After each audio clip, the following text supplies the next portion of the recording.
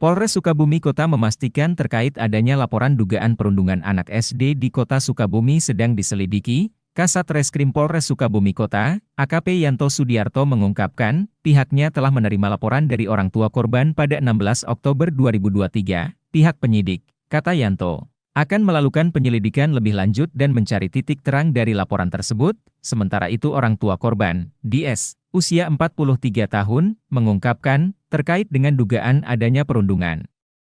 Kekerasan tersebut telah memberikan bukti-bukti kepada penyidik. Anaknya DS sendiri yang menjadi korban juga, telah dimintai keterangan, kasus dugaan perundungan terhadap siswa sekolah dasar, SD, swasta di Kota Sukabumi terus berlanjut. Pada 16 November 2023, pihak orang tua telah melaporkan peristiwa menimpa anaknya ke Polres Sukabumi Kota. Orang tua korban DS mengungkapkan laporan tersebut setelah adanya pengakuan dari keterbukaan anaknya selama di rumah. Berdasarkan keterangan anaknya, DS menduga anaknya bukan hanya mendapat perundungan saja. Akan tetapi dugaan intimidasi dari pihak sekolah, menurutnya, perlakuan intimidasi itu tidak hanya terjadi satu kali melainkan terus berulang selama anaknya sekolah. Pada dasarnya kan ini terjadi pada orang yang paling saya sayangi ya. Jadi ini merupakan pukulan yang sangat keras gitu. Hati kita tuh hancur sekeluarga. Tetapi ketika itu hanya sebuah kecelakaan, kita hanya bisa pasrah gitu. Beda lagi ceritanya ketika ini kita ketahui bahwa kejadiannya adalah disengaja. Dan yang paling mengejutkan sekarang itu ketika kondisi Leon lebih baik dan lebih dekat dengan keluarga karena sudah beberapa minggu nggak ke sekolah, jadi lebih terbuka. Ternyata yang menjadi pelaku intimidasinya itu bukan hanya dari anak-anak, tapi juga dari guru-guru dan kepala sekolahnya. Sangat disayangkan sekali ini bisa terjadi gitu. Karena meskipun ini terjadi pada anak saya, tapi ini merupakan figur realita di dunia pendidikan yang sekarang terjadi gitu. Jadi saya berharap tidak hanya kasus Leon ini yang terungkap, tetapi ini jadi pembelajaran buat semuanya agar ada perbaikan di sistem pendidikan ini. Jangan sampai ada Leon-Leon yang lain gitu, yang tertindas,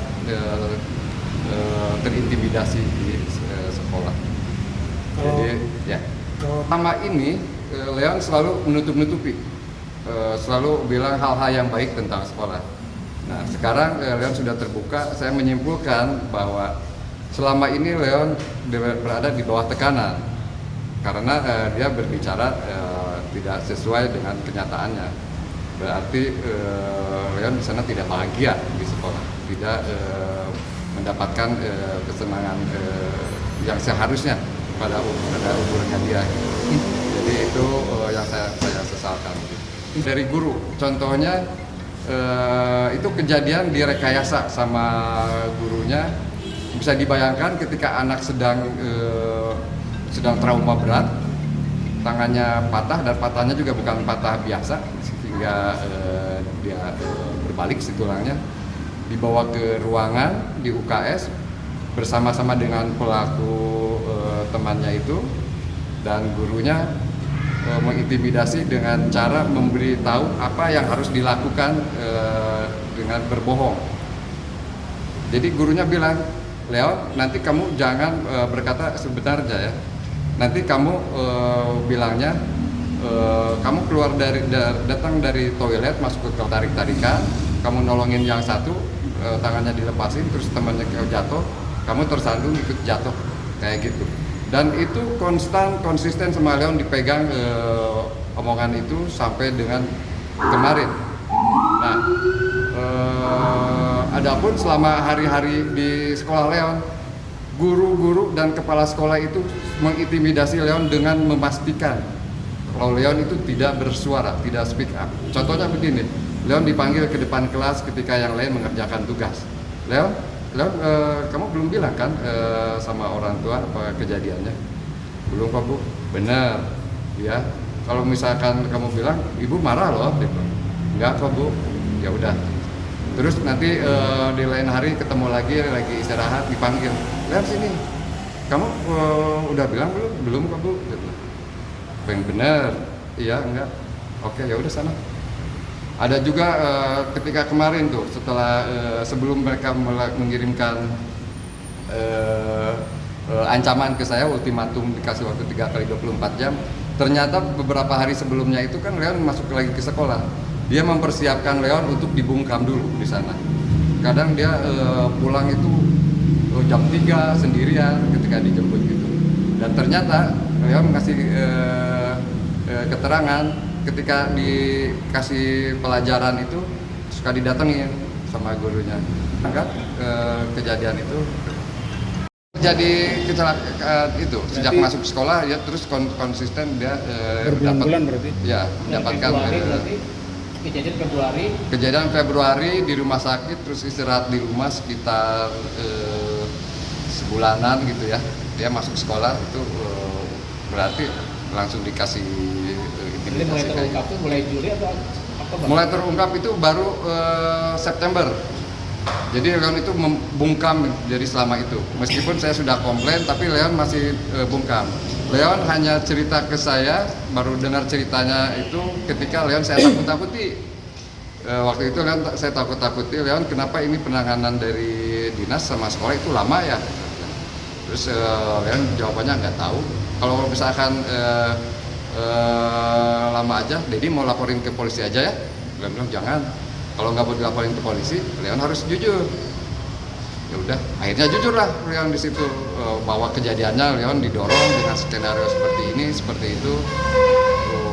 Terus Leon dibungkam, nggak boleh cerita, tapi belum menceritakan intimidasi dari guru-gurunya atau kepala sekolah, baru ngomongin temennya. Yang kejadian itu? Ya. Itu September ya? September. Nah, dari situ saya masuk ke sekolah, saya marah-marah di sekolah. Menyampaikan keluhan, tapi tidak ada respon.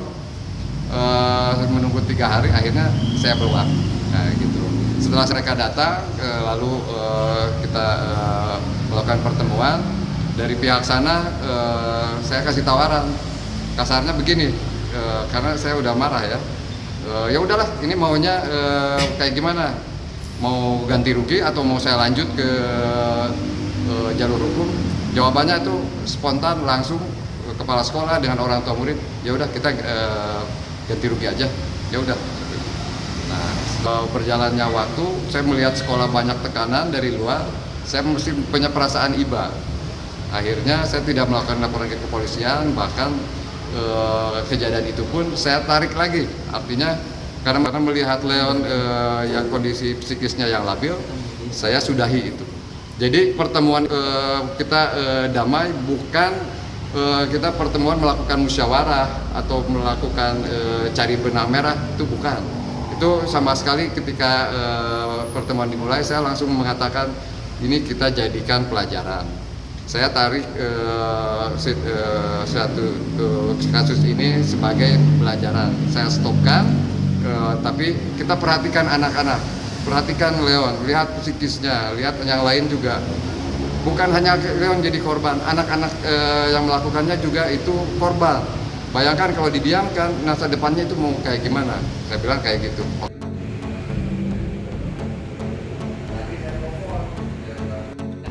Tadi yang dibulatin mau